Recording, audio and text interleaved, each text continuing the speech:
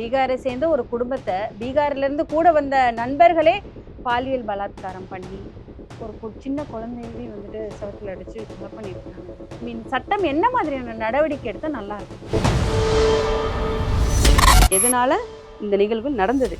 இப்போ போதையினால ஒரு 14 வயசு பையனோட வாழ்க்கை சீர்திருத்த பள்ளியில போதையினால ஒரு குடும்பத்தை டோட்டலா முடிச்சுட்டாங்க. முடிச்சு அங்கங்க தூக்கி டிஸ்போஸ் பண்ணி வச்சிருக்கிறாங்க. முழுக்க முழுக்க போதை தான் முழுக்க காரணம். முழுக்க காரணம் போதை. போதை நீங்க சொன்ன மாதிரி சந்து இண்டு இடுக்குல எல்லாம் கிடைக்குது அப்படிங்கிறது வந்து எல்லாருக்கும் தெரிஞ்ச ஒரு விஷயம். அரசு கல்லூரி, அரசு பாலிடெக்னிக், அந்த இடத்துல இவங்க போய் தங்கிக்கோங்க அப்படிங்கிற ஒரு அத்தாரிட்டி யாரு கொடுக்கும்? ஒரு தனிநபர் செஞ்சதுக்கு அப்புறம் இது தவறுன்னு சொல்லக்கூடாது. இந்த இடத்துல இது நடக்கக்கூடாதுங்கிறதுக்கு முன்னாடி நம்ம நிறுத்துறது தான் அரசோட வேலை.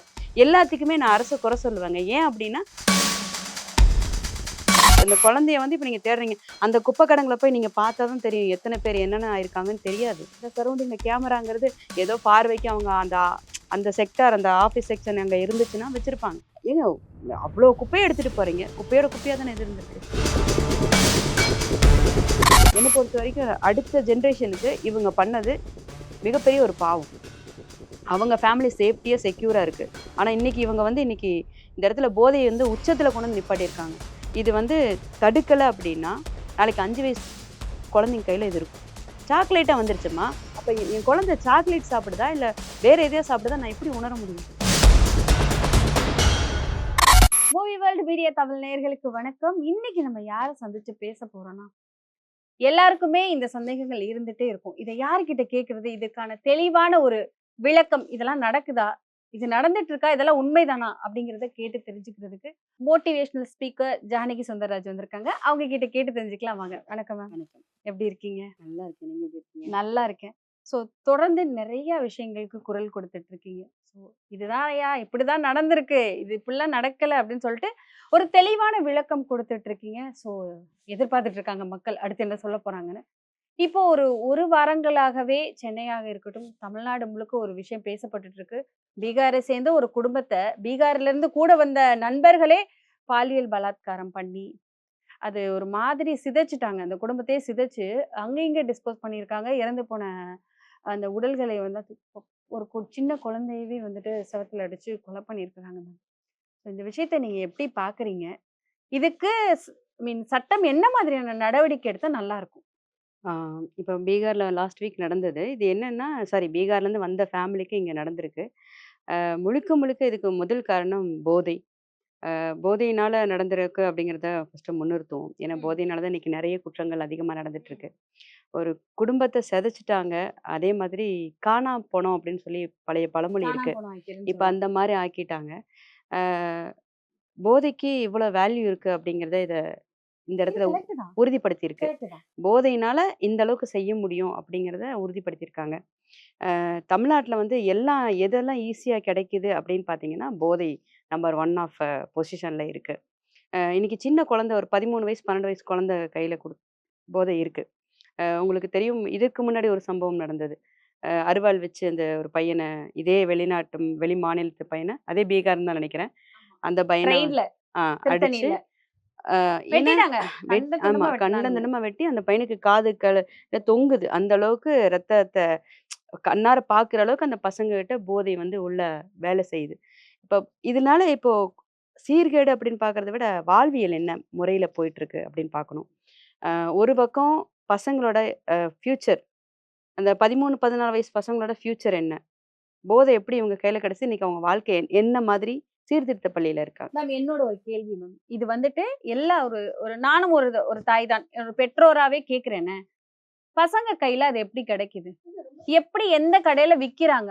அது ஈஸியா விக்கிறனால தானே அது குழந்தைங்க போய் இந்த இடத்துல கிடைக்குதுன்னு வாங்குது.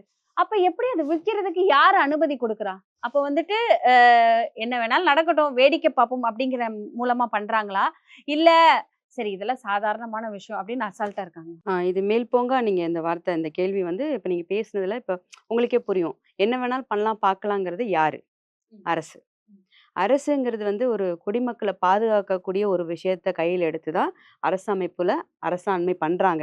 அந்த அரசாண்மை எவ்வளோ ஸ்ட்ராங்காவும் ஸ்ட்ரென்த்தாவும் இருக்கணும். போதை இல்லாத மாநிலம் அப்படிதான் மேம். போதை இல்லாத மாநிலம் எது? அவங்களுக்கு மட்டுமா?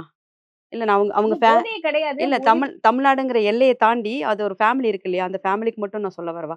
இல்ல. அப்போ போதை இல்லாததுன்னு எத குறிக்கிறாங்க? அப்ப இத்தனை நிகழ்வுகள் நடந்திருக்கே, இதெல்லாம் எதனால சந்திக்கப்பட்டது? எதனால இந்த நிகழ்வுகள் நடந்தது?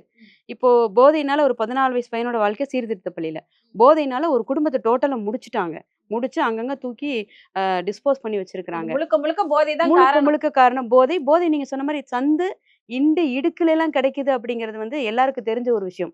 ஆ இப்ப வந்து லோக்கல்ல வந்து நீங்க போய் பார்க்குறீங்கன்னா, இந்த இடத்துல இது கிடைக்கும்னு சின்ன குழந்தைங்களுக்கு தெரியுதுன்னா, அப்ப நீங்க பகிரங்கமா வைக்கிறீங்களா? ஒண்ணுமே வேண்டாங்க. லாஸ்ட் வீக் என் பையனுக்கு நான் லைசென்ஸ் எடுக்க போயிருந்தேன். வட்டார போக்குவரத்து அலுவலகம் முன்னாடி பார்த்தீங்கன்னா, பாட்டில் அந்த அதாவது போதை அருந்திட்டு அங்கங்க வாசல்ல பாட்டிலு. வாசல்ல இருக்கு. சரி, ஓகே. அதுக்கடுத்து இந்த பக்கம் பார்த்தீங்கன்னா, நான் கேட்கிறது என்ன? புகைப்பிடித்தல் குற்றம். ஆமா. தடுப்பு இருக்கா? சட்டம் இருக்கா? புகைப்பிடித்தல் பொது இடத்துல குடிக்கக்கூடாதுங்கிறது சட்டம் இருக்கா? நான் சொல்றது அரசு அலுவலகத்துக்கு முன்னாடி பூரா சிகரெட் பாக்கெட்டு, சிகரெட் ஊதிட்டு தான் இருக்காங்க. அப்ப எல்லாம் கண்ணெல்லாம் என்ன பின்னாடி கட்டிட்டு போறாங்களா? நான் அப்போ அவங்க என்னன்னா, வேலைகள வந்து அரசு அலுவலகத்துக்கு முன்னாடியே இதெல்லாம் நடக்கிறப்போ, போதை என்னங்க எங்க மேம் வேணாலும் நீங்க இந்த கிடைக்கும். அரசு அலுவலகம் சொன்னனால ஒரு கேள்வி கேட்கிறேன் மேம். இப்ப பீகார் சம்பவம் நடந்த இடம் எந்த இடம் தெரியுமா மேம்? ஒரு அரசு கல்லூரி, அரசு பாலிடெக்னிக்.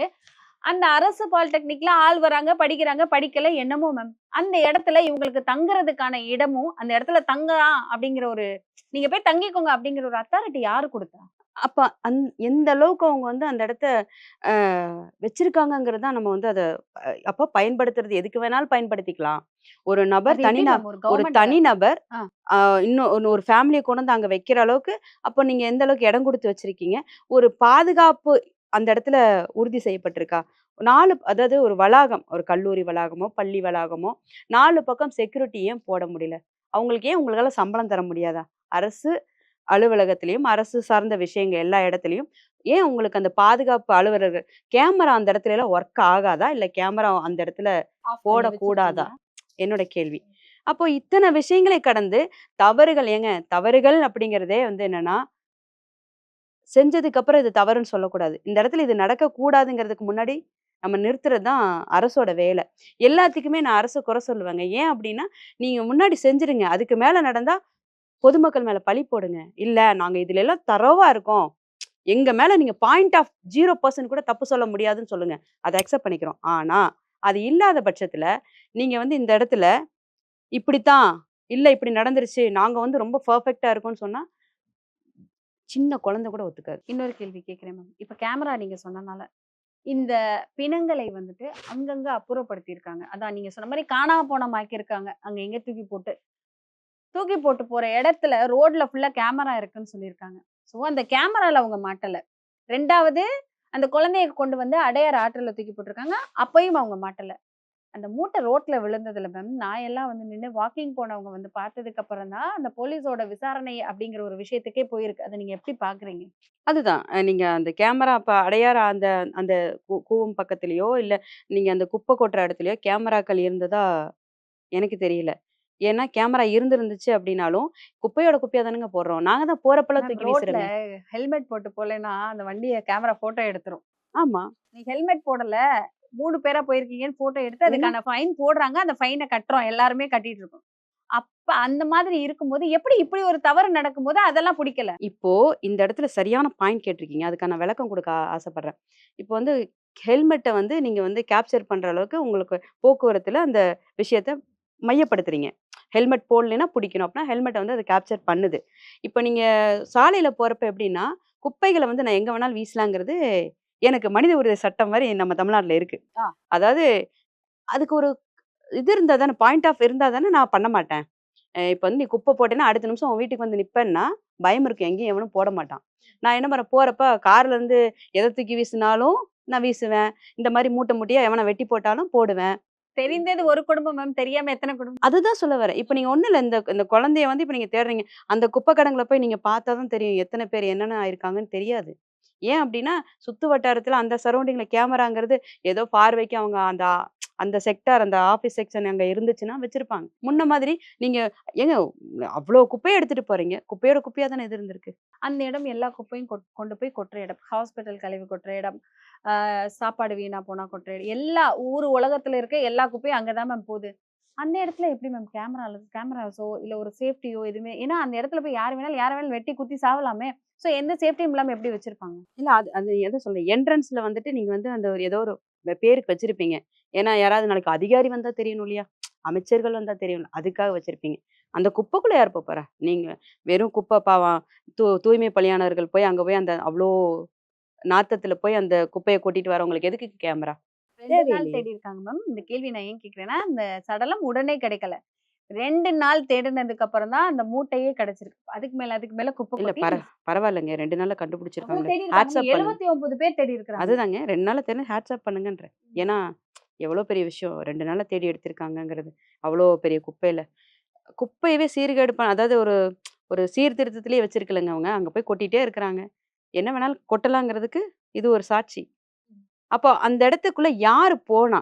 நல்லா கேட்டுக்கோங்க. அத தாண்டி தானே உள்ள போயிருக்கணும். அப்போ அந்த கிடங்குக்குள்ள யார் வேணாலும் போலாங்கிறதுக்கும் அலோவ்ட் இருக்கு. ஏன்னா குப்பை கிடங்கு. நல்லா கேட்டுக்கோங்க. நான் போய் குப்பை கொட்ட போறேன். அவ்வளோதானே. அந்த இடத்துல ஒரு ரெஸ்ட்ரிக்ஷன் இல்ல பார்த்தீங்களா? இன்னார் தான் போணும். ஐடி கார்டு ஏன் இல்ல? நான் சொல்றேன் அரசு அலுவலகர் தானே அங்க அவங்களும் வேலை பார்க்குறாங்க.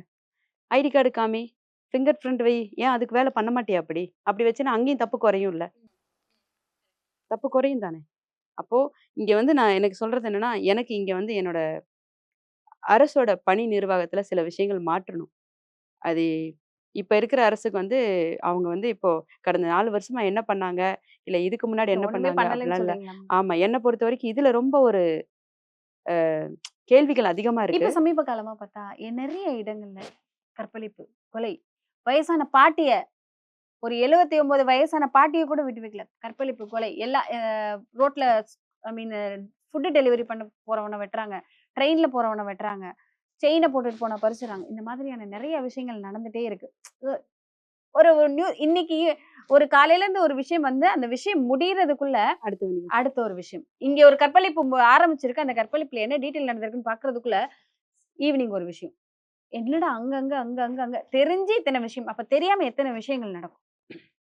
மது, போதை இது இத்தனைக்குமே டாட் எங்கேருந்து ஆரம்பிக்குதுன்னு சொல்லுங்க? மது மட்டும் தான் யூஸ் பண்றாங்க ஆமா. இவங்க. வேற என்ன பண்றது? இப்ப நீங்க வயசான பாட்டிய கண்ணு முன்னாடி தெரியாம பண்றான்னா, அவன் போதையில இருந்திருக்கான்.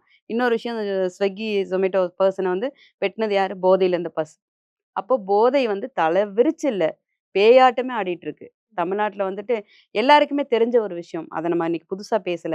இதுக்கு என்ன அவங்க மறுப்பு தெரிவிக்க போறாங்கங்கிறதெல்லாம் அவங்க கிட்ட தான் நம்ம கேட்கணும். இல்ல போதையே இல்ல.